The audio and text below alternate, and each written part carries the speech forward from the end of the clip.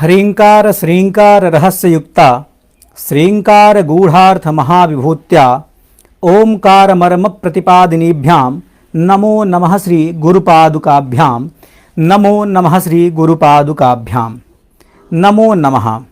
भवतां समेषां पुनरेकवारं हार्दं हार्दं स्वागतम्। अद्य वयम् इदानीं लीलावती विषयमधिकृत्य पठिष्यामः। यथा वयं जानीमः यत् अस्यां द्वितीयकक्षायाम् इदानीं प्रथमं तावत् पूर्वकक्षायां लीलावत्याः मङ्गलाचरणं तथा च तस्य ज्योतिषशास्त्रे वैशिष्ट्यम् ऐतिह्यं भास्कराचार्यस्य व्यक्तित्वं कृतित्वं च अधीतं। तदनन्तरं सम्प्रति विषयाध्यापनक्रमे अद्य लीलावत्याः परिभाषाप्रकरणं वयं पठिष्यामः। यथा जानन्ति भवन्तः प्रत्येकस्मिन् शास्त्रे केचन महत्त्वपूर्णाः शब्दाः भवन्ति, काश्चन परिभाषाः भवन्ति, यासां परिभाषानां कश्चन विशिष्टः अर्थः भवति। अतः तस्य शास्त्रस्य अध्ययने तस्य महत्त्वपूर्णं स्थानं वर्तते। तथैव ज्योतिषशास्त्रेपि गणितीयप्रकरणेषु विभिन्नानां मापकानां प्रयोगः भवति। यथा आधुनिकसमये अस्माभिः किलोपरिमितं, मीटर, सेंटीमीटर इत्यादिकानां प्रयोगः क्रियते, तथैव प्राचीनकालेपि व्यवहारे वराटक, द्रह्म, हस्त, यवादिकानां प्रयोगः वर्तते। अतः तेषां मापकानां किं स्वरूपं, का वा गणितीया रीतिः इति ग्रन्थारम्भात् प्रागेव आचार्यैः परिभाषा प्रकरणे निरूपितम्।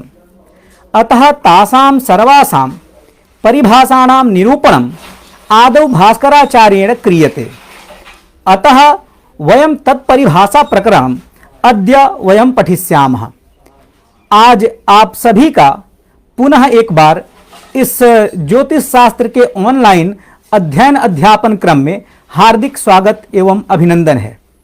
मैं राजा पाठक आप सभी का हार्दिक स्वागत एवं अभिनंदन करता हूं। कहने का आशय यह है कि पहले दिन हमने सर्वप्रथम लीलावती के मंगलाचरण को पढ़ा। मंगलाचरण के अनंतर हमने देखा कि मंगलाचरण में आखिर कौन कौन सी ऐसी बिंदुएं हैं एवं मंगलाचरण के 3 प्रकार के अर्थों को हमने निष्पन्न किया। अभी हम चर्चा गत पाठ की कर रहे हैं। जैसा कि हम सभी जानते हैं कि किसी भी ग्रंथ में, और जब हम विशेषतया गणित की बात करते हैं, तो कभी भी आप एक बात जानें कि किसी भी ग्रंथ में या किसी भी विषय में उसमें कुछ पारिभाषिक पद होते हैं जिनका कुछ विशिष्ट अर्थ होता है। उसी प्रकार इस लीलावती नामक ग्रंथ में, जो कि सिद्धांत शिरोमणि का एक भाग है, और खास करके हम जैसा कि प्रथम दिन ही जान चुके हैं कि यह गणित विशिष्ट पक्ष है, जिसमें जो है गणितीय रीति को बताया गया है। तो यहां पर भी सर्वप्रथम आचार्य, जैसे हम वर्तमान समय में भी किलो, किलोमीटर और भार के लिए ग्राम और सेंटीमीटर, इस तरीके के तमाम जो है हम प्रयोग करते हैं, तो इसी प्रकार से प्राचीन काल में भी विभिन्न प्रमापकों का प्रयोग होता था। और इन्हीं प्रमापकों का प्रयोग करके आचार्य भास्कर भी जो है अपने ग्रंथ लीलावती में इसके गणित के विविध उदाहरणों में उनका प्रयोग करते हैं, और वो लीलावती से बार बार उन्हीं मापकों का प्रयोग करके और प्रश्नों को पूछते हैं। आज हम इस परिभाषा प्रकरण में, और इस कह सकते हैं ग्रंथ के आदि में ही, इसी कारण से आचार्य भास्कर ने इस परिभाषा प्रकरण को स्थापित किया। हम सभी इस ग्रंथ के आदि में ही, आरंभ में ही इस परिभाषा प्रकरण को पढ़ेंगे। आखिर परिभाषा की आवश्यकता क्या है, परिभाषाएं किस किस प्रकार की होती हैं, किन किन प्रकार के परिभाषाओं का यहां प्रयोग किया गया है। तदनंतर हम सभी जानते हैं कि इस प्रकार के जो है परिभाषा प्रकरण का जो आरंभ आचार्य करते हैं, तो यहां परिभाषा, लग रहा है कि यह लाइव जो है मेरे पेज पे हो गया, कोई नहीं, अभी से जो है शेयर कर दूंगा वहां। तो इस ग्रंथ के भी आरंभ में आचार्य जो है परिभाषा प्रकरण को आरंभ करते हैं। परिभाषा प्रकरण को बताते हुए आचार्य विभिन्न परिभाषाओं को देते हैं। जैसे कि जो सबसे पहली परिभाषा है वह कहते हैं कि वराटका नाम दशकत द्वयम्यत सा काकिड़ी ताश्च पणश्च तस्र, कि वराटक क्या है, काकिड़ी क्या है। इसी प्रकार से आगे चल के सुवर्ण इत्यादि की परिभाषा को भी आचार्य बताते हैं कि आखिर सुवर्ण किसकी संज्ञा है, किसको सुवर्ण कहा जाए। तो इस प्रकार से आचार्य ग्रंथ के आरंभ में ही विभिन्न प्रकार के परिभाषाओं को बताते हैं। तो अब यहां परिभाषा प्रकरण को जब हम आरंभ करते हैं तो सबसे पहले परिभाषा प्रकरण में आए हुए सबसे पहले हम श्लोकों को देखेंगे, उन श्लोकों का क्या विशिष्ट अर्थ है उन्हें देखेंगे। इस लाइव को मुझे वहीं कर देना उचित होगा, या मुझे लग रहा है कि लास्ट में ही शेयर कर दें,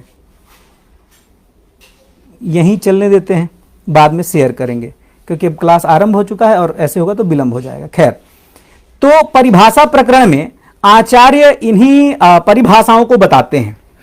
तो हम आरंभ करते हैं। आज जो है हम जिस सबसे प्रथमा जो परिभाषा है जिसके ऊपर हम विचार करने वाले हैं, तो आप देखें कि प्रत्येक काल में विनिमय यानी कि व्यापार होता रहा है, और व्यापार के लिए जो दो तीन चीजें जो सबसे ज्यादा आवश्यक थी, जैसे कि पहला मुद्रा और दूसरा वजन, मतलब कि उसका परिमाप। तो परिमाप में हमने लेंथ देखना है और दूसरे में उसका वजन क्या है, द्रव्यमान क्या है। इन तमाम चीजों पे आचार्य ने एक एक करके क्रमशः विचार किया है। जो सबसे पहली परिभाषा आचार्य ने दी है वह परिभाषा है वराटकानाम दशकद्वयम्यत सा काकिड़ी ताश्च पणश्च तस्रः ते षोडश द्रह्म इहावगम्यो द्रह्मैस्तथा षोडशभिश्च निष्कः। कहते हैं क्या, यहां पे एक बार हम इस श्लोक के अर्थ को पहले देखते हैं और प्रत्येक पद पदार्थ को स्पष्ट करते हुए आगे चलते हैं। कहते हैं दशकद्वयम अर्थात विंशति वराटका नाम काकिड़ी भवति। कति वराटका नाम काकिड़ी भवति अर्थात विंशति वराटका नाम काकिड़ी भवति। ताः चतस्रः काकिन्यः पणः ते षोडश पणाः ब्रह्मः। अनेनैव प्रकारेण षोडशभिः ब्रह्मैः इह गणित शास्त्रे निष्कः अवगम्यः। अर्थात अब एक बार हम इसे देखते हैं कि हो क्या रहा है, इसका वास्तविक अर्थ क्या हो रहा है।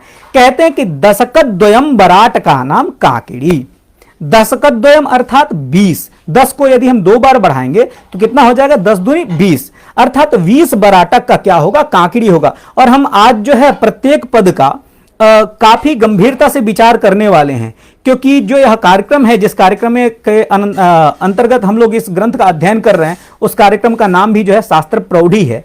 तो हम लोग यहाँ प्रौढ़ता से प्रत्येक पद को विचार करेंगे और इन समस्त पदों का किस प्रकार से कहां कहां प्रयोग कैसे किया जा रहा है उसके बारे में भी देखेंगे। तो कहते हैं क्या कि दशकद्वयम वराटका नाम काकिड़ी भवति, अर्थात 20 वराटक का एक काकिड़ी होती है। ठीक है, यहां तक तो बात समझ में आई। अब ताः चतस्रः काकिन्यः पणः, वो जो 4 काकिड़ी का क्या होगा, एक पण होगा। फिर कहते हैं कि ते षोडश पणाः ब्रह्मः, वह जो 16 पण होंगे। अब जैसे इन्होंने जिस पण की परिभाषा बताई उसी पण के अनुसार 16 पण का जो है एक द्रह्म होगा। तथा आगे क्या कहते हैं कि षोडशभिः ब्रह्मैः इह गणित शास्त्रे निष्कः अवगम्यः। 16 द्रह्म का जो है क्या होता है, इस गणित शास्त्र में निष्क संज्ञा दी गई है। 16 द्रह्म की क्या संज्ञा दी गई है, निष्क की संज्ञा दी गई है। अब यहां तक तो बात स्पष्ट हुई कि चलिए भाई 16 पण का जो है एक द्रह्म होता है, जो है 16 पण का एक द्रह्म होता है, और 16 द्रह्म का क्या कहा गया है इस गणित शास्त्र में, एक वराटक कहा गया है। कुछ बातें यहां और स्पष्ट होंगी। जैसे इन्होंने कहा कि 20 वराटक इज इक्वल टू एक काकड़ी, 4 काकड़ी इज इक्वल टू 1 पण इज इक्वल टू 80 वराटक, 16 पण इज इक्वल टू 1 द्रह्म इज इक्वल टू 64 काकड़ी, and 16 drama is equal to 1 niska. It is the definition given by Acharya Bhaskara in his first book in Lilavati. These are the measurement for, these are the values for business. Means he is saying that 20 varatak is equal to 1 kakidi. Means these are the main elements by which people do their business in their daily life. इसी चीज को आचार्य जो है क्या कहते हैं, त्रिशतिका में अगर हम देखें, आचार्य श्रीधर ने भी इन्हीं बातों का अवगमन किया है। त्रिशतिका को बताते हुए, त्रिशतिका में कुछ नई बातें भी आएंगी, क्योंकि जब हम बात यहां प्रत्येक परिभाषा की करेंगे या आचार्य भास्कर द्वारा प्रदत्त लीलावती के प्रत्येक सूत्रों का हम विधिवत आलोडन करेंगे। आचार्य भास्कर ने जिन सूत्रों को बताया है उन्हें भी, उनके अतिरिक्त भी यदि किसी आचार्य ने इसकी चर्चा की है या आधुनिक मत में इसका क्या प्रतिपादन है, क्योंकि ऐसा करने से हम एक बार इन सूत्रों के साथ साथ में गणित का खूब गंभीरता से आलोडन करने वाले हैं। और आपको जानकर ये हैरानी होगी कि आज हम गणित में जिन कठिनतम सूत्रों को गणित में कठिन मान करके छोड़ देते हैं, प्राचीन गणित को पढ़ने के बाद से आपको गणित से प्रेम हो जाएगा। क्यों? क्योंकि यह जो प्राचीन गणित है वह अप्लाइड मैथमेटिक्स है, पूर्ण रूपेण इसका हम प्रयोग अपने दैनंदिन जीवन में देखते हैं। तो आचार्य क्या कहते हैं, त्रिशतिकाकार जो है श्रीधराचार्य लिखते हैं कि षोडश पणः पुराणः पणो भवेत् काकिड़ी चतुष्केण पंचाहतैश्चतुर्भिर्वराटकैः काकिड़ी ह्येका। यहां भी देखिए परिभाषा जो है उपरोक्त ही है, जो हमने पूर्व में कहा कि 16 पण का एक पुराण, यहां एक आपको नया शब्द सुनने को मिलेगा जिसको आचार्य यहां पर पुराण शब्द से अभिहित करते हैं। क्या कहते हैं भाई कि 16 पण का मतलब 16 पण का जो है एक पुराण ऐसी संज्ञा दी गई है। इसके बारे में भी हम अभी विचार करते हैं। फिर कहते हैं कि 4 काकिड़ी का एक पण होगा तथा 20 वराटक की एक काकिड़ी होगी।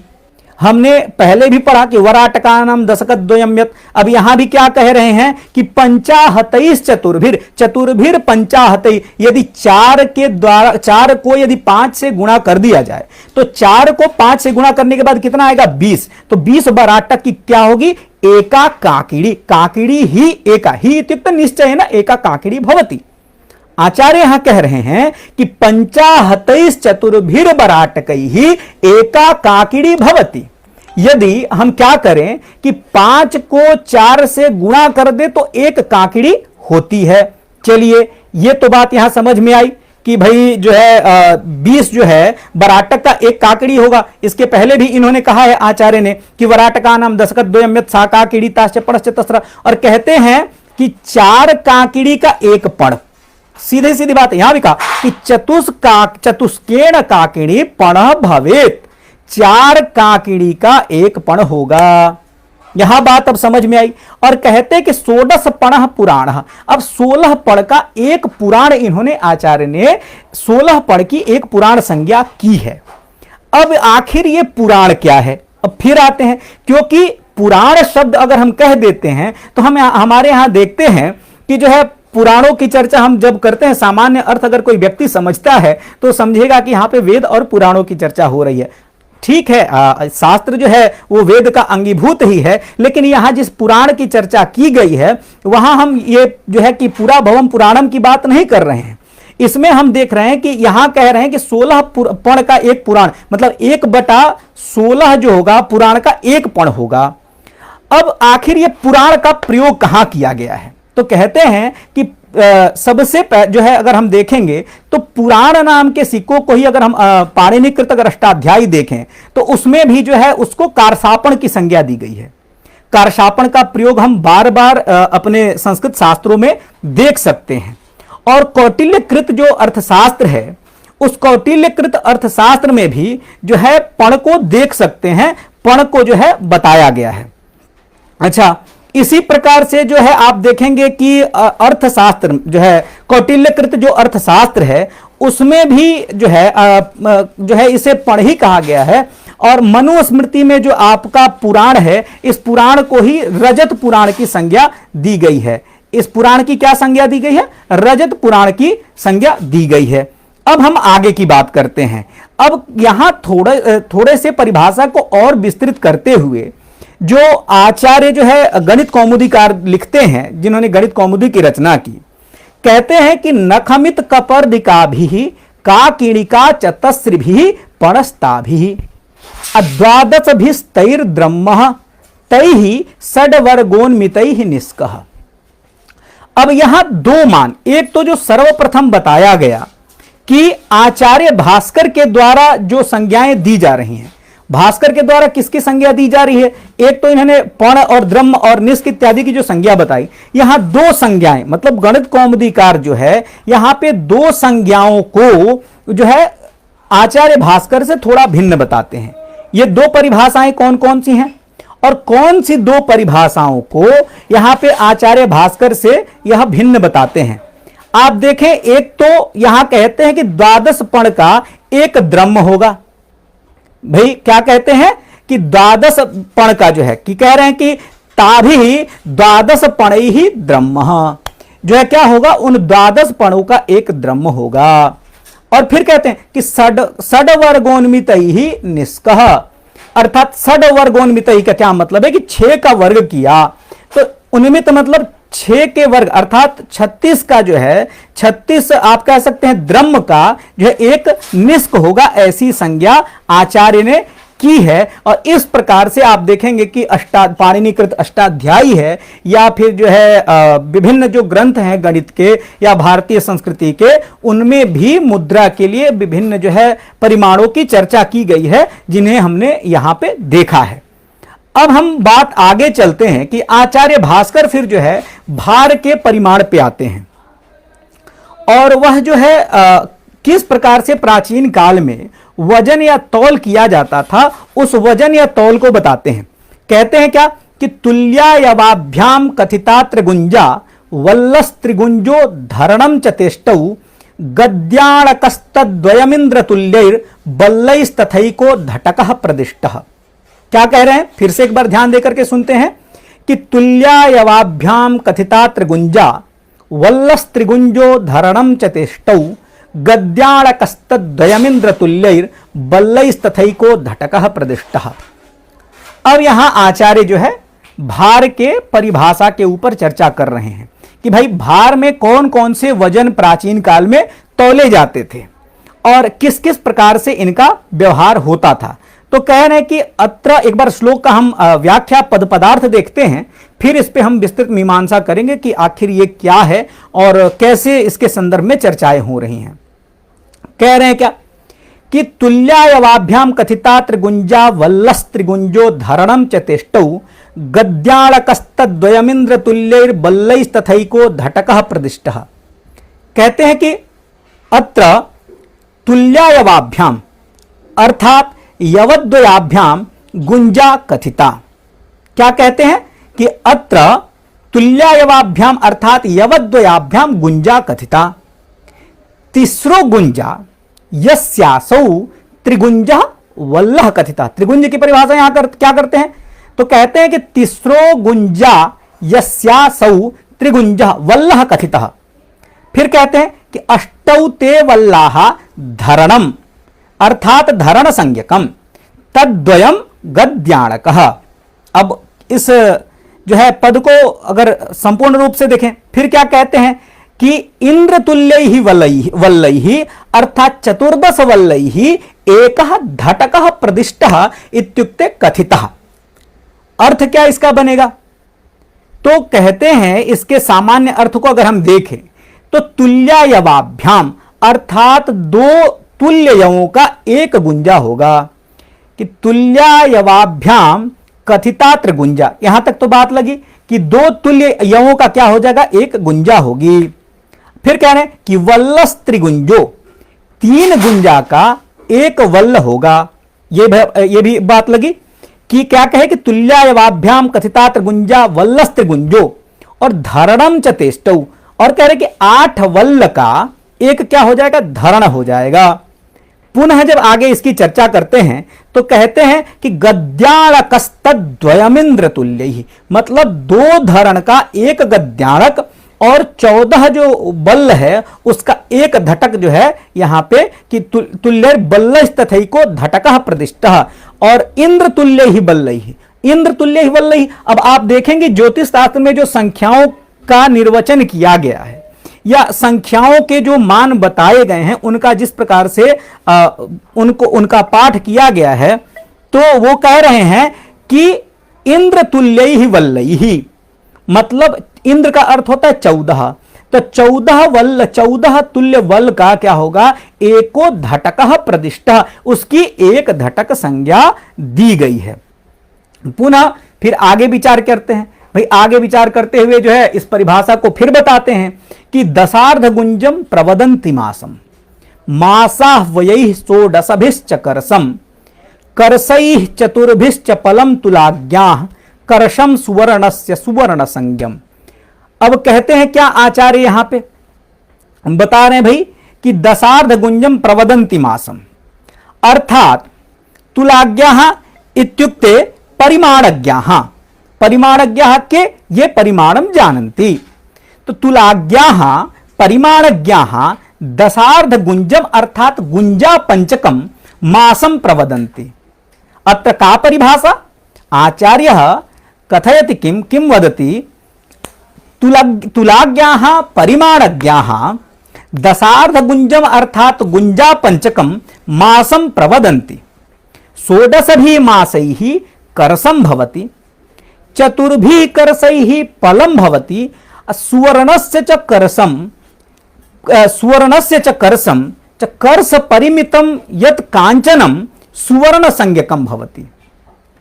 यहां बड़ा सुंदर परिभाषा आचार्य ने बताया है कि आखिर सुवर्ण किसको कहते हैं और सुवर्ण का वजन कितना होना चाहिए, मान कितना होना चाहिए।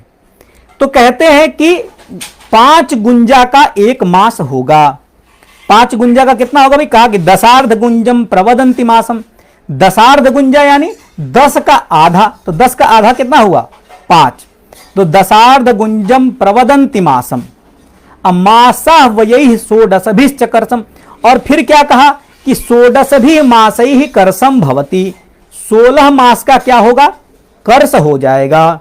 फिर कहते हैं क्या कि चतुर्भि कर्षैः फलम भवति, 4 कर्ष का क्या होगा, एक फल होगा। सुवर्णस्य करसम च अर्थात कर्ष परिमितम काननम सुवर्ण संज्ञकम भवति, अर्थात सोने का जो कर्ष अर्थात कर्ष परिमित जो है स्वर्ण ही उसकी क्या संज्ञा दी जाएगी, सुवर्ण संज्ञा दी जाएगी। ये आचार्य के द्वारा प्रतिपादित जो है 2 श्लोक थे जिनको आचार्य ने बताया। अब हम थोड़ा सा विचार जो है इनके मीमांसा के ऊपर करते हैं कि आचार्य के द्वारा प्रतिपादित ये जो मान है कि दशार्ध गुंजम प्रवदंति जो है मासम, तो यहां पे आचार्य कहना क्या चाहते हैं। ये तो आपने उसका पद पदार्थ समझा, पद पदार्थ के साथ ही आपने उसके हिंदी को भी समझ लिया कि आखिर क्या है। अब थोड़ी सी इसकी मीमांसा हम देखते हैं कि आखिर कैसे यह जो मास परिमाण है कहां कहां प्रयोग किया जा रहा है और किन किन श्लोकों में, कहां मतलब किस किस काल में इसका प्रयोग हुआ है और किस किस काल में इसका प्रयोग जो है बदला है। तो अब हम देखते हैं, फिर वही बात हम आएंगे कि त्रिशतिका से ही आते हैं आचार्य जो है श्रीधर के, कि मासो दशार्ध गुंजः षोडश मासो निगद्यते करसः स सुवर्णस्य सुवर्णः तैरेव फलम चतुर्भिश्च। आचार्य त्रिशतिकाकार क्या कहते हैं ये आप देखेंगे कि श्रीधराचार्य भी अपने गणित में इन परिमाणों का ही प्रयोग करते हैं। वो साफ साफ कहते हैं क्या कि मासो दशार्ध गुंजः, अर्थात दशार्ध गुंजः मासः कथितः, अर्थात दशार्ध गुंजः का मतलब क्या हुआ, 10 का आधा कितना हो गया 5, तो 5 गुंजा का एक मास। और षोडश मासो निगद्यते कर्षः, और 16 मास का क्या संज्ञा दिया, एक कर्ष संज्ञा दिया। फिर कहते हैं कि स सुवर्ण स कह तो कर्षः, तो सुवर्णस्य कर्षः सुवर्णः, अर्थात सुवर्ण का जो कर और उसका वजन कितना होते, तो फलम चतुर्भिश्च, अर्थात 4 कर्ष का जो है कितना होगा, एक फल होगा।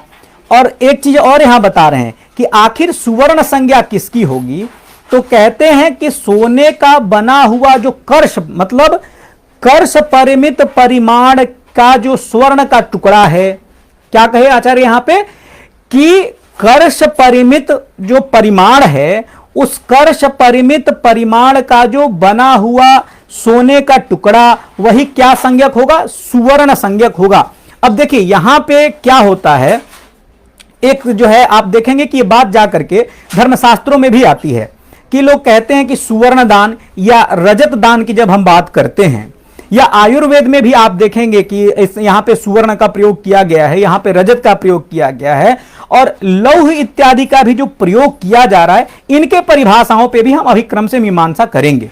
तो अब यहां जो है त्रिशतिका कार्य आचार्य श्रीधर की बात समझ में आई कि वो कह रहे हैं कि मासो दशार्ध गुंज षोडश मासो निगत्यते करसा सुवर्ण से सुवर्ण तैरेव, यहां पे भी क्या कह रहे हैं कि तैरेव अर्थात सुवर्णस्य तैरेव पलम च चतुर्भिश्च, ये बात यहां इन्होंने आचार्य ने कह दिया। अब एक बात देखते हैं कि यहां पे जब बात आ गई कि त्रिशतिका कार्य आचार्य श्रीधर ने ऐसा प्रयोग यहां पे किया है, कौटिल्य के जब हम अर्थशास्त्र को भी देखेंगे कि जो अध्याय 2 है, अध्याय 2 के श्लोक संख्या 12 में भी तांबे के एक मास को 5 गुंजा कहा है। आप देखिए कि एक जो है मास तुल्य जो है आप तांबे का जो परिमाण है उसको 5 गुंजा कहते हैं ये। अच्छा, जो सुवर्ण की जो चर्चा आई है, तो सुवर्ण की चर्चा आप देखें पाणिनिकृत अष्टाध्यायी में भी आपको देखने को मिलेगी। और आप एक बात जानते हैं कि परम पूज्य गुरुदेव ने जो है गिरिजाशंकर शास्त्री जी ने भी ज्योतिष शास्त्र और व्याकरण शास्त्र के ऊपर बड़ा सुंदर जो है उनका व्याख्यान और उनके लेख दोनों ही हैं। तो आप देखेंगे उन्होंने भी कहा था कि व्याकरण में बहुशः ज्योतिष शास्त्र के और गणित के प्रयोग गए हुए हैं। जैसे द्रोणो ब्रीहि कहते हैं, कह रहे हैं कि जो द्रोणो ब्रीहि पद है कि द्रोण परिमितम यद परिमाणम, तो यह जो द्रोण परिमित जो परिमाण, आखिर द्रोण परिमित परिमाण को आप जानेंगे कैसे? आखिर ये द्रोण परिमित परिमाण है क्या? तो आप देखें तो हम लोग उस पर भी अभी आएंगे, जहां जैसे ही अभी चर्चा उसकी आएगी तो मैं उसके ऊपर भी बहुत एक बार कायदे से चर्चा करूंगा। अभी हम लोग सुवर्ण की बात कर रहे हैं, सुवर्ण के ऊपर चर्चा करते हैं कि जो सुवर्ण की चर्चा आई है उसको जो है आचार्य पाणिनि जो है अष्टाध्यायी में करते हैं। आचार्य पाणिनि लिखते क्या हैं कि पाणिनि सूत्र के 6.2.55 में कि हिरण्य परिमाणम धने, यह सूत्र है। फिर एक जगह आता है कि द्वौ सुवर्णौ परिमाणमेव धनमस्य द्विसुवर्ण धनः, अर्थात 2 सुवर्ण के पूंजी वाला मनुष्य। अब 2 सुवर्ण के पूंजी वाला मनुष्य कौन हुआ भाई? तो अब सुवर्ण की परिभाषा हम कहां से लेंगे?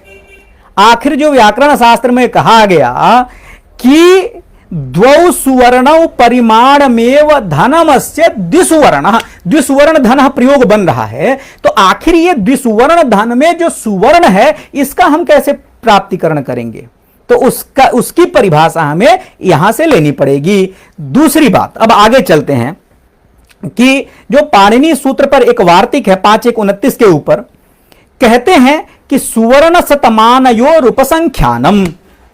फिर यहां पे क्या कहे कि सुवर्ण शतमानयोर उपसंख्यानम, यहां पर भी सुवर्ण शब्द का प्रयोग सोने के अर्थ में नहीं है। यहां पर भी सुवर्ण जो है क्या कहते हैं कि कर्ष परिमित परिमाण का बना हुआ, कर्ष परिमित परिमाण का बना हुआ जो स्वर्ण का टुकड़ा होगा, अर्थात सोने का टुकड़ा होगा, वही जो है उसी की संज्ञा सुवर्ण की जाएगी।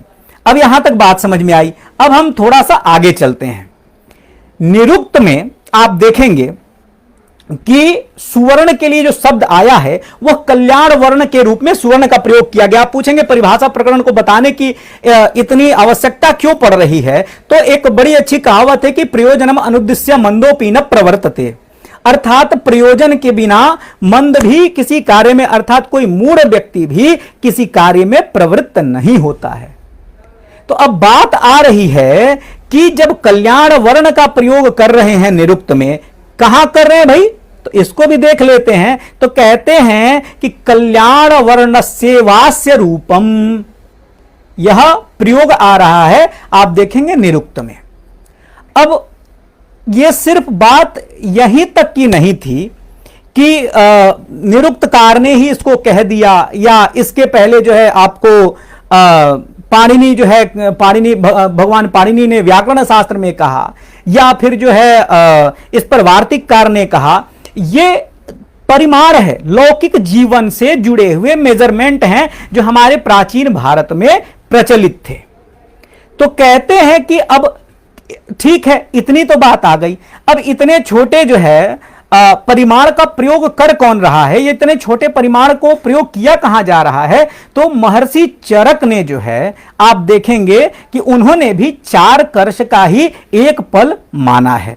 चलिए, अब यहां तक तो हम लोगों ने बात किया कि त्रिशतिका में जो है आचार्य श्रीधर ऐसी बात कह रहे थे, लेकिन केवल त्रिशतिकाकार या आप देखेंगे तो आचार्य भास्कर, ऐसा नहीं है कि इन दोनों ने ही किया है। अब हम बात थोड़ी सी गणित कौमुदी की कर ले रहे हैं। यह प्राचीन भारतीय परंपरा का गणित है, जिसका कि कह सकते हैं कि विस्तार बहुत ज्यादा है। गणित कौमुदीकार इसी परिमाण को बताते हुए क्या कहते हैं कि आहुस तुला शतांशः पलम पलांघ्रिम तु करस संज्ञम तमपि सुवर्णम तन्नृप भागम मांसम तदिशु लवम गुंजाम। कह रहे हैं क्या कि तुला का शतांश, तुला शतांश जो है यहां पे कह रहे हैं पलम। अब जो एक नया परिमाण यहां पे आ गया वो आया तुला। तो आप देखेंगे कि तुला की चर्चा, इस यूनिट की चर्चा, क्योंकि ये मेजरमेंट का यूनिट है, और इस जो है तुला नाम के जो है यूनिट की चर्चा या तौल की चर्चा आचार्य भास्कर नहीं करते हैं, पर गणित कौमुदीकार के समय में यह जो तुला नाम का जो वजन था वह भी जो है प्रचार में था। अब गणित सार संग्रहकार आप देखेंगे कि वो आचार्य महावीर जो है, महावीराचार्य, क्योंकि महावीराचार्य भी बहुत अच्छे गणितज्ञ रहे अपने काल के, और आप सभी ने जो है, आप सभी का बहुत योगदान रहा भारतीय गणित के परिपाटी को आगे बढ़ाने में। अब जो आचार्य महावीर हैं, आचार्य महावीर भी इस परिभाषा को जब बताते हैं तो कहते हैं कि चतुर्भिर गंडकई ही गुंजा। क्या कहते हैं? अब देखिए, जैसे मैंने आपको बताया कि करसम सुवर्णस्य सुवर्ण संज्ञम, अभी हम इस पद के व्याख्या को देख रहे हैं कि जो कर्ष परिमित जो सुवर्ण है उसकी सुवर्ण संज्ञा कर रहे हैं। तो इस सुवर्ण की संज्ञा केवल आचार्य भास्कर ने नहीं की, केवल जो है पाणिनिकृत अष्टाध्यायी में ही नहीं है, या हम ऐसा कह सकते हैं कि इसका केवल जो है वार्तिककार जो है केवल इसका प्रयोग वार्तिक में है, ऐसा भी नहीं है, या केवल कौटिल्यकृत अर्थशास्त्र में हमने इन तमाम जगहों पर इसका प्रयोग देखा। इसके बाद हम गणित के ग्रंथों में भी देख रहे हैं कि गणित कौमुदी में तो बताया कि गणित कौमुदीकार ने एक नए पद का प्रयोग किया जिसका नाम था तुला। अब तुला के बाद से अगर हम देखते हैं तो सुवर्ण की परिभाषा महावीराचार्य क्या बताते हैं? कहते हैं कि चतुर्भिर गंडकई गुंजा, और गुंजा पंच पड़ह अष्टते धरणम अधरणे करस पलम करस चतुष्टयम। तो यहां भी आचार्य जो है वत ही कर्ष परिमित जो परिमाण का जो सुवर्ण है, उस स्वर्ण है या सुवर्ण का टुकड़ा है, उसी को सुवर्ण की संज्ञा दी। अब पुनः क्या करते हैं कि अब आपको मैं बताया था कि ऐसा था कि ऐसा नहीं है कि केवल सुवर्ण की ही संज्ञा है। और एक बार ये नेट के भी परीक्षा में प्रश्न पूछा था कि सुवर्ण जो है सुवर्ण का वजन कितना होता है, तो आप बिल्कुल ध्यान से देखेंगे। दूसरी बात, रजत किसको कहते हैं? अगर सुवर्ण की चर्चा आई है तो थोड़ा सा हटके मैं आपको बताता हूं, और ये दोनों ही परिभाषा आपको महावीराचार्य कृत गणित सार संग्रह में सुवर्ण, रजत एवं लौह, इन 3 की परिभाषा आपको मिल जाएगी। महावीराचार्य जो है आचार्य महावीर क्या कहते हैं कि धान्य द्वयेन गुंजैका गुंजा युग्मेन मासकः मास षोडशकेनात्र धरणम परिभाष्यते तद्वयम् सार्धकं करसः पुराणाश्चतुरः फलम रूप्ये मागधमानेन प्राहुः संख्यान कोविदाः प्राहुः। ये आचार्य जो है यहां पे बताते हैं। कहते हैं क्या कि धान्य द्वयेन। अब देखिए आगे अभी हम जब पढ़ेंगे कि आखिर जो है यवोदर का परिमाण क्या होगा, या हम जब अंगुल या हस्त की बात करेंगे तो आगे हम इस पे भी चर्चा अभी करने वाले हैं। कहते हैं क्या कि धान्य द्वयेन गुंजैका, अर्थात धान्य शब्द का यहां अर्थ जो है वह यव है। तो कहते हैं कि 2 यव की एक गुंजा होती है, धान्य द्वयेन गुंजैका। और कहते हैं क्या कि गुंजा युग्मेन मासकः, अर्थात युग्मेन मतलब युग्म मतलब 2 गुंजा का क्या हो जाएगा? 1 मास। अब मास षोडशकेनात्र षोडशकेन मासेन अत्र धरणम कथितम। कहा क्या कि यहां पे षोडश जो मास जो परिमाण है उसका एक धरण, और फिर क्या कहा कि 2.5 धरण का, तद्वयम सार्धकम, मतलब आधे सहित 2, मतलब कितना हुआ 2.5, तो 2.5 धरण का एक कर्ष, और यहां पर जो है इस प्रकार से संज्ञा इन्होंने अलग अलग जो है वजनों के या परिमाण की संज्ञा इन्होंने दी है। अब हम आगे चलते हैं और एक परिभाषा को आज देखेंगे और उसके बाद से हम पाठ को वहां विराम देंगे। अब इसके बाद से आपको बता दिया कि विनिमय की परिभाषा हो गई। विनिमय की परिभाषा का मतलब क्या था कि किस माध्यम से व्यापार चल रहा है। व्यापार में जब विनिमय की परिभाषा स्पष्ट हो गई तो इस विनिमय के परिभाषा के बाद से आचार्य ने जो है, आपने देखा कि तौल की परिभाषा बताई। तौल के परिभाषा को बताने के अनंतर फिर यहां आचार्य क्या करते हैं कि अब दूरी की परिभाषा बताते हैं कि भाई अब दूरियों का माप कैसे हो। पहले आपने तौल देख लिया, तौल के बाद से लेन देन के लिए रुपया, मास, सुवर्ण इत्यादि को देख लिया, और इन्हीं सुवर्ण के सिक्कों का प्रचलन था, और जिस वजन में बताया गया उसी वजन के सिक्कों को स्वर्ण के सिक्के कहते थे। स्वर्ण का सिक्का अगर हम सोचे कि प्राचीन काल में कोई किसी तौल का बनता होगा तो वो यहां यही परिभाषा थी जिसको आचार्य ने बताया, और इतने ही वजन के सिक्कों को सुवर्ण के सिक्कों की संज्ञा दी जाती थी। अर्थात प्राचीन काल के अगर प्राचीन विनिमय प्रणाली को समझना हो तो आपको इन परिभाषाओं को समझना पड़ेगा। अब आते हैं कि आखिर जो है जो दूरियां हैं या जो डिस्टेंस है, इस डिस्टेंस को कैसे मापते थे, क्योंकि प्राचीन अगर हमें खगोल को समझना है या प्राचीन जीवन शैली को समझना है या प्राचीन आयुर्वेद को समझना है तो हमें इनका प्रयोग करना पड़ेगा। तो अब आचार्य इस श्लोक में क्या कह रहे हैं कि यवोदरैरंगुलमष्ट संख्यैर हस्तोंगुलैः षड्गुणितैश्चतुर्भिः हस्तैश्चतुर्भिर्भवतीह दंडः क्रोशः सहस्रद्वितयेन तेषाम्। क्या कहे आचार्य यहां पे भाई? कहते हैं, एक बार इसके पद पदार्थ को समझते हैं, उसके बाद हम हिंदी में आएंगे। कहते हैं क्या कि अष्ट संख्यई, पहले एक बार श्लोक से समझते हैं कि यवोदरैः अंगुलमष्ट संख्यैः हस्तोंगुलैः षड्गुणितैश्चतुर्भिः हस्तैश्चतुर्भिर्भवतीह दंडः क्रोशः सहस्रद्वितयेन तेषाम्। अष्ट संख्यैः यवोदरैः अंगुलम भवति, स्पष्टं वर्तते। षड्गुणितैः चतुर्भिः अर्थात चतुर्विंशतिभिः अंगुलैः हस्तः भवति।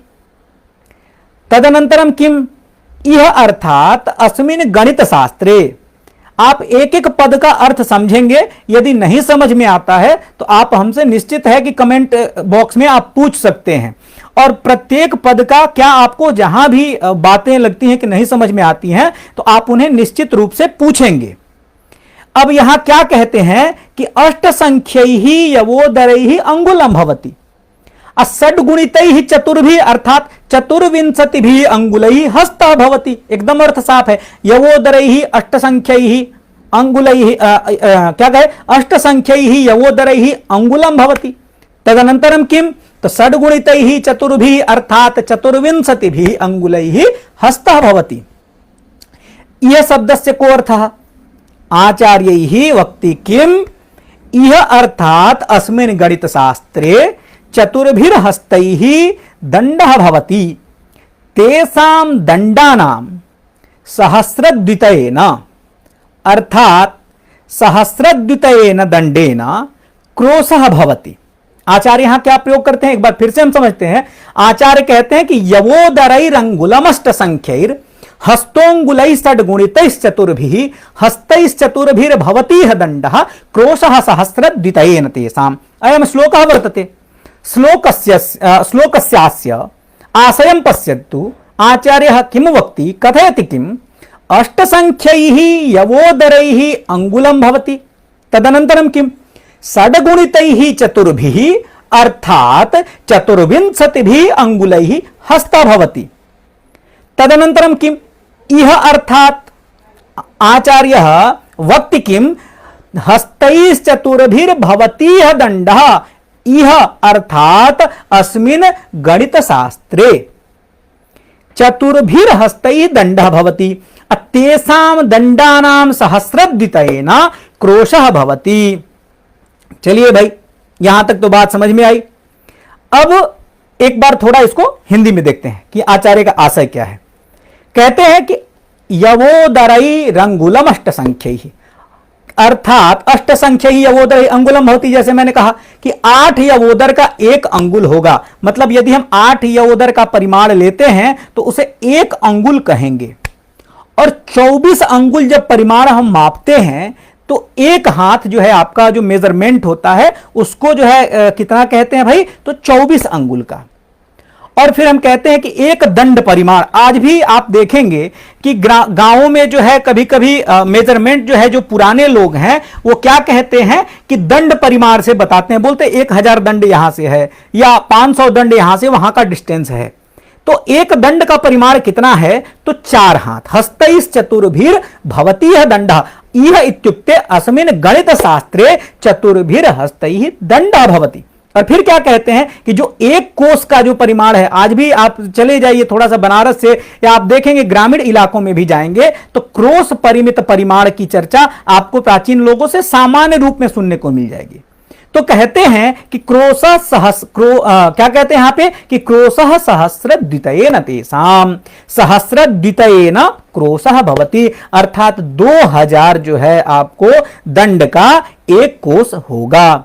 अब फिर आगे क्या कहते हैं आचार्य इसी श्लोक में, और फिर हम इसके जो है मीमांसा पे जाएंगे कि क्या क्या बातें इसमें और हैं और इसमें वैशिष्ट्य क्या है, किन बातों पे आचार्य जो है कहां कहां इसकी चर्चा आ रही है और किन किन, क्योंकि आप देखेंगे कि योजन की जो चर्चा आ रही है कि वहां पे आप सामान्य रूप से हनुमान चालीसा को भी ले लीजिए तो युग सहस्त्र योजन पर भानु, ये आप ले लिए। अच्छा, ऐसे गणित शास्त्र में आपको तमाम चर्चाएं मिलेंगी या भारतीय संस्कृति में जिनको कि आप इन गणित के बिना या इन परिमाणों को जाने बिना यथार्थ रूप में नहीं समझ पाएंगे। तो अब कहते हैं कि चलिए आगे भाई इस परिभाषा को बढ़ाते हैं। अब इससे बड़े माप में नापना हो तो क्या होगा, तो कहते हैं कि स्याद्योजनम क्रोश चतुष्टयेन तथा कराणाम दशकेन वंशः। फिर से आप एक बार इस श्लोक को देखिए, क्या कहते हैं कि स्याद्योजनम क्रोश चतुष्टयेन तथा कराणाम दशकेन वंशः निवर्तनम विंशति वंश संख्यैः क्षेत्रम चतुर्भिश्च भुजैर्निबद्धम। क्या कहते हैं, फिर से एक बार श्लोक सुनते हैं कि स्याद्योजनम क्रोश चतुष्टयेन तथा कराणाम दशकेन वंशः निवर्तनम विंशति वंश संख्यैः क्षेत्रम चतुर्भिश्च भुजैर्निबद्धम। यहां आचार्य बता रहे हैं, एक बार श्लोक को समझते हैं, मूल अर्थ और पद पदार्थ, फिर आगे इस पे जो है मीमांसा पे ध्यान देंगे। अत्र आचार्य किम वक्ति क्रोश चतुष्टयेन योजनम भवति, स्याद् योजनम क्रोश चतुष्टयेन श्लोकेस्मिन् वर्णितं वर्तते। किम कथयति आचार्यः कि क्रोश चतुष्टयेन योजनम स्यात्, तदनन्तरं दशकेन कराणाम वंशः स्यात्, तदनन्तरं विंशति वंश संख्यैः चतुर्भिः भुजैः निबद्धं क्षेत्रं निवर्तनं भवति।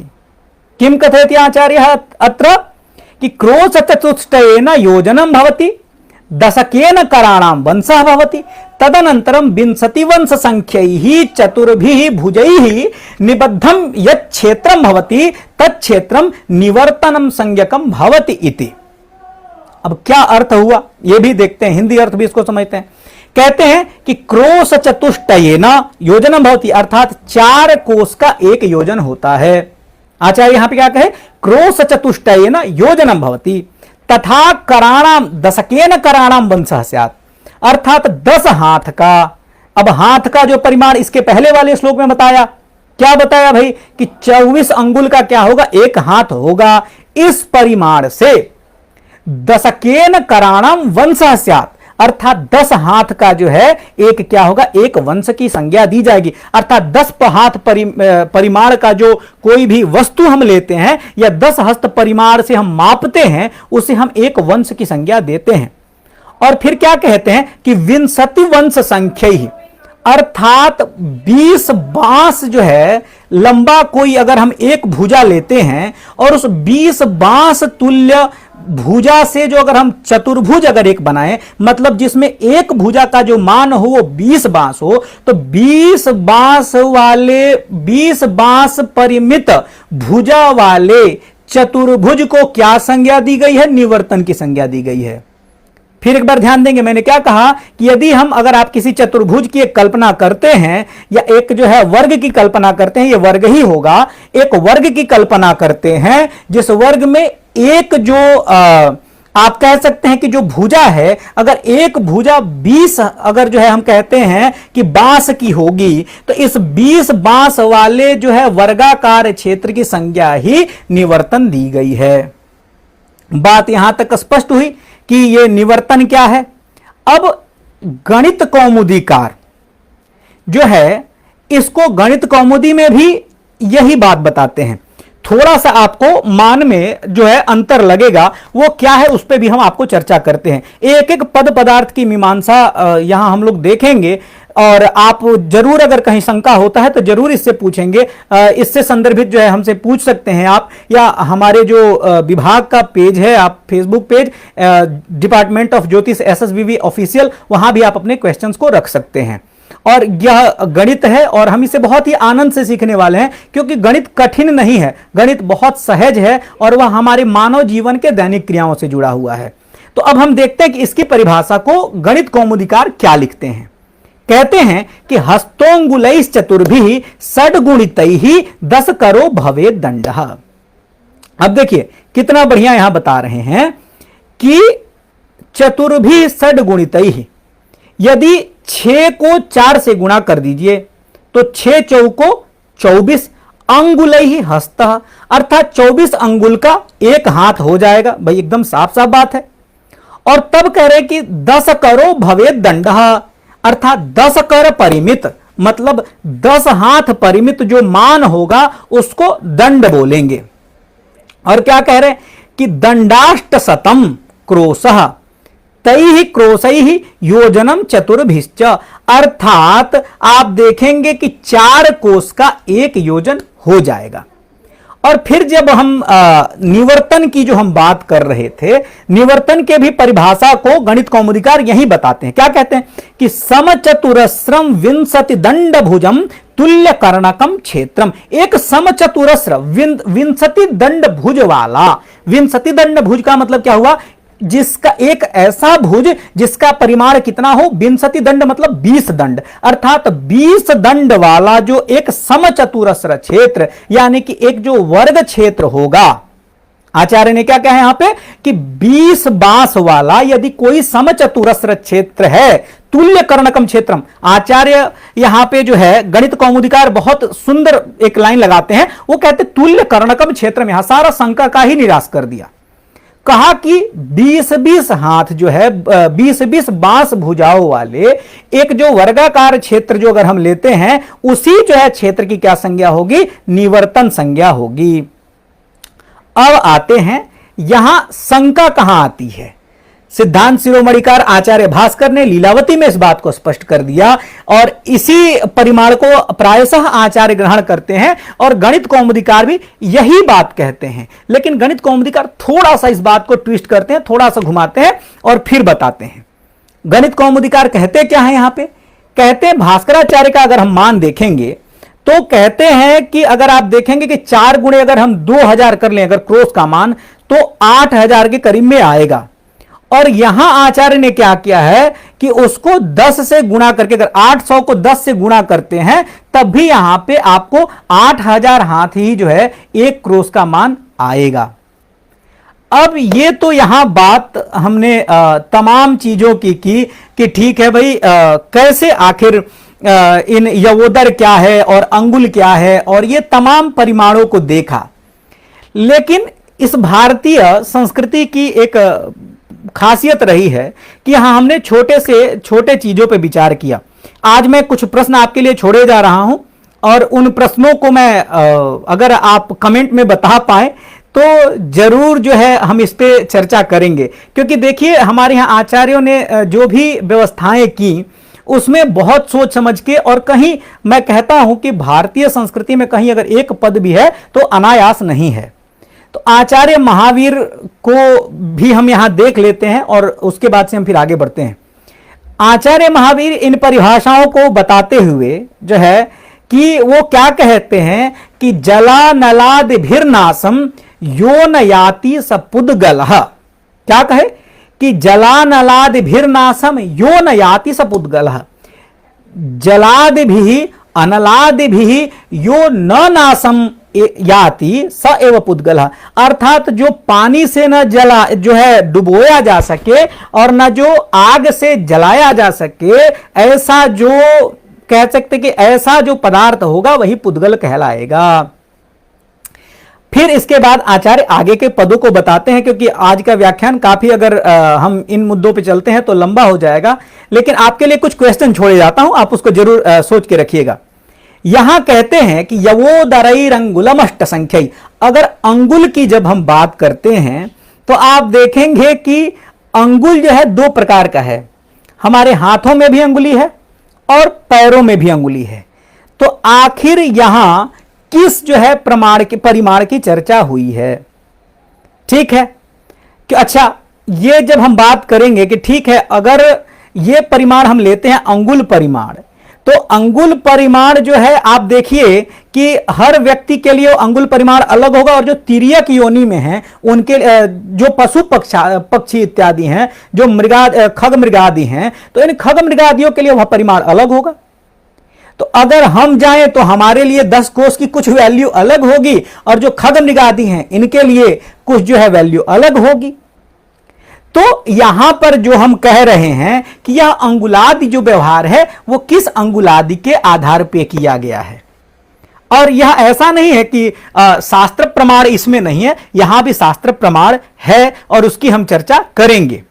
दूसरी बात, क्योंकि ये परिमाण अभी मुझे कैसे ये बात दिमाग में आई कि कुछ दिन पहले अभी मैं जब एक ग्रंथ को पढ़ रहा था, उसमें पढ़ते समय और हमारे मित्रों से भी जब मैंने चर्चा की, तो जब आप देखेंगे कि ज्योतिष शास्त्र में जब हम देखते हैं कि कुंभ राशि जो है, तो कुंभ राशि में एक व्यक्ति जो है एक घड़े को लेकर के खड़ा है। तो एक सामान्य सा प्रश्न है कि उस कुंभ राशि का वह जो घड़ा है, वह घड़ा भरा हुआ है कि घड़ा खाली है। तो ऐसा नहीं था कि इन विषयों पे हमारे यहां टीकाकारों का या लेखकों का ध्यान नहीं गया, उन्होंने बड़े ही सुंदर से जो है ध्यान दिया है और इन बातों को लिखा है। तो जो हमारे गणित शास्त्र के अनुरागी जन हैं, जो ज्योतिष शास्त्र को पढ़ने वाले जो जन हैं, आप सभी के लिए मैं इस प्रश्न को छोड़े जाता हूं कि आखिर जिस अंगुल की चर्चा की गई है वो अंगुल किस परिमाण में है और किसके लिए उस अंगुल की, अर्थात किसके अंगुल से उसकी चर्चा की गई है। और इस वीडियो को अभी मैं तुरंत ही शेयर करने वाला हूं VCSSB ऑफिशियल पेज पे, क्योंकि व्याख्यान वहीं होना था और मेरा ध्यान नहीं गया और वो संयोग से जो है व्याख्यान इसी पेज पे शुरू हो गया।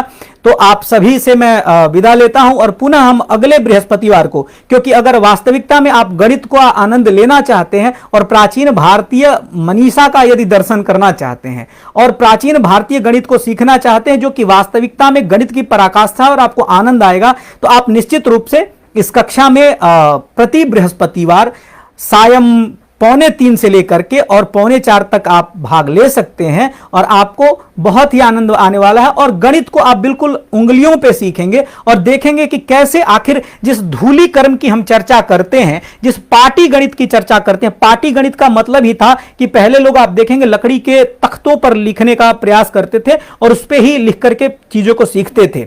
या प्राचीन महर्षियों ने जब गणित करना शुरू किया, इसको धूली कर्म कहा। धूली कर्म करने का मतलब क्या था कि वो किसी तख्ते पर या जमीन के ऊपर धूल के ऊपर इन गणितीय बड़े बड़े गणितीय संक्रियाओं को करते थे और उनका मान जो है कुछ ही सेकंड्स में वो निकाल के ले आते थे। तो वो कोई ऐसा अजूबा नहीं था, उसे हम सब इसी गणित के माध्यम से सीखने वाले हैं। तब तक के लिए जयतु संस्कृतम, जयतु भारतम, सादर प्रणाम।